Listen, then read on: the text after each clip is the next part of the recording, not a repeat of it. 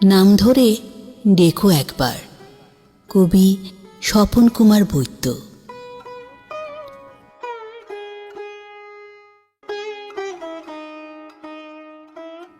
তোমাকে আর কখনো বলবো না ফিরে আসো, বলবো না পাশে এসে একটু বসো। কদিন ধরে প্রচণ্ড জ্বরে ভুগে কাতরাচ্ছি বলে বলবো না কপালে হাতটা রাখো, একটু জলপট্টি দাও, থার্মোমিটারে টেম্পারেচার মেপে দেখো, কিংবা একটা ডাক্তার ডেকে দাও। বলবো না আর জলদি নাস্তা দাও, লাঞ্চ রেডি করেছো কি, অফিসের দেরি হয়ে যাচ্ছে।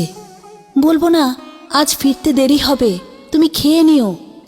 এত গভীর রাত পর্যন্ত অফিসে কাজ থাকে নাকি জানতে চাইলেও মুড অফ করে বলবো না তোমাকে কি কৈফিয়ত দিতে হবে। কখনো বলবো না আজ ছুটির দিনে একটু রেস্ট করি। তুমি কি কাঁচা বাজার, মাছ যা যা লাগে কিনে নিয়ে আসো, কাপড়গুলো লন্ড্রিতে দিও।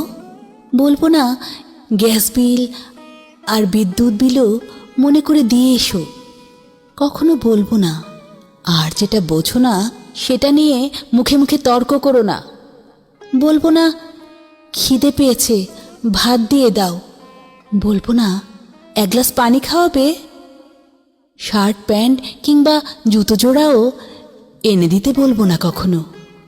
চিরুনিটা কোথায় ফেলেছো একটু দাও দেখি, সেটাও বলবো না।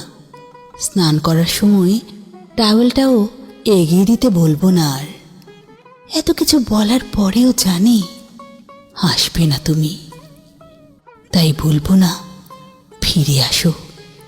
শুধু বলবো কখনো আমাকে মনে পড়লে আমার নাম ধরে ডেকো একবার।